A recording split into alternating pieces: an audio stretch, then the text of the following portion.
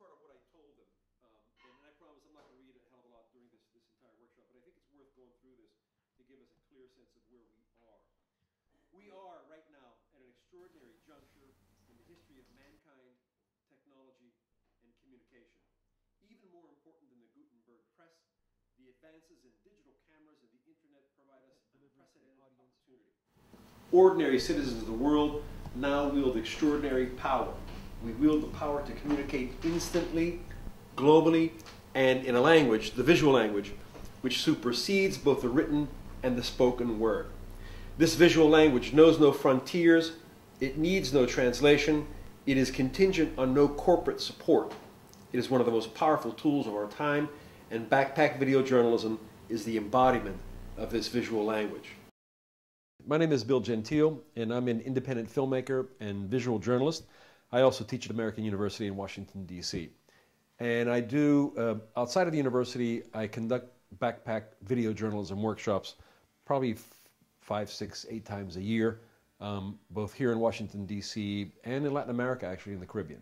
So, work on getting a lot of the visual foundation of what this place is, this cool food, some of the cool stuff that they sell here, that's going to be critical. And as you do that, characters, you'll see people, you'll see characters, it'll start to congeal, what you should be, the storylines that you should be following.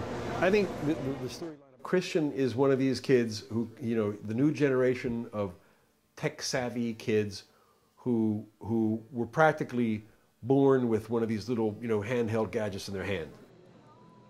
I'm shooting on a lighter sort of camera, so it's hard to balance it, keep it from rocking back and forth or being jittery, but so far it's turning out good, and I think tomorrow's going to be even better.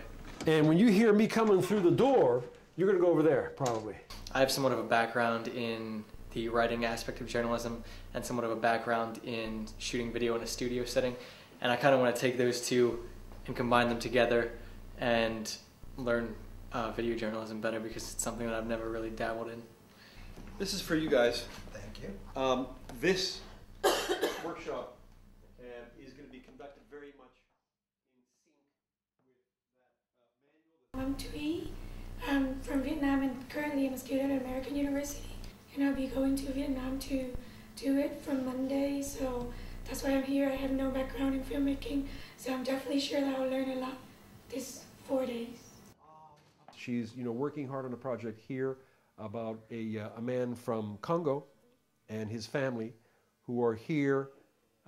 He's here studying, and they're separated by thousands of miles from their homeland, but they try to maintain contact with the homeland through a project, a microfinance project that he has initiated in his homeland. I remember I was like pulling my hair out at first because I was like, help me, I can't do this, and I was calling for your help, Christian, and Nick's help, but then Bill, to be honest, I get intimidated by Bill a lot, still now, but then that helps a lot in the learning process because it pushed me. The hard thing is we have very limited time for recording, and our main character is just John, and I'm not sure who he will be meeting today. Thuy is in a really good place. She did a series of interviews yesterday, laid the groundwork for this thing. I think most importantly, she laid the informational foundation of her piece. And today, her challenge, I believe, is to get the visual, the visuals that are going to really make this thing move.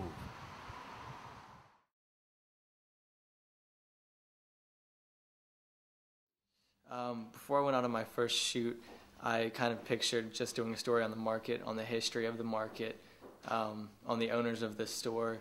And then when I met Eddie, it completely changed, and I decided that I would make him my subject, and still doing a documentary about the market, I would focus it on Eddie.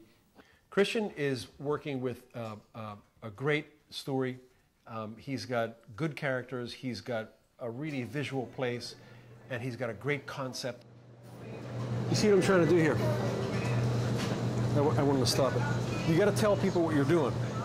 You can pull them into the piece by showing them those silhouettes, those shadows. If we have the proper training, if we can speak the visual language. And a lot of people, can't speak the visual language simply because they lack the experience, they lack the training. That's what my workshops are all about.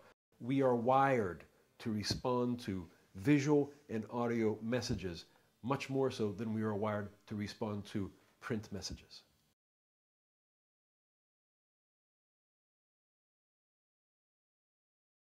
I have my basic, or I have my more than basic story layout. I have my voiceovers everywhere I need them. It's just that I'm going slowly. That's how I usually is too, because I'm learning everything, like even Final Cut Pro, like I'm learning from scratch.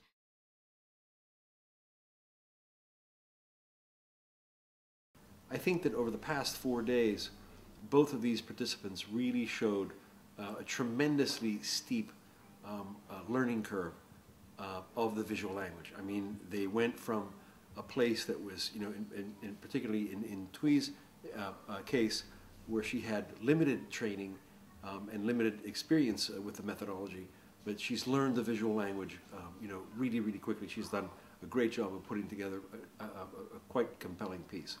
Christian has had more experience than Thuy, and he's had stronger writing, you know, his writing skills are quite strong as well. But he's shown a real natural talent for the visual language, and he also has learned extraordinarily quickly.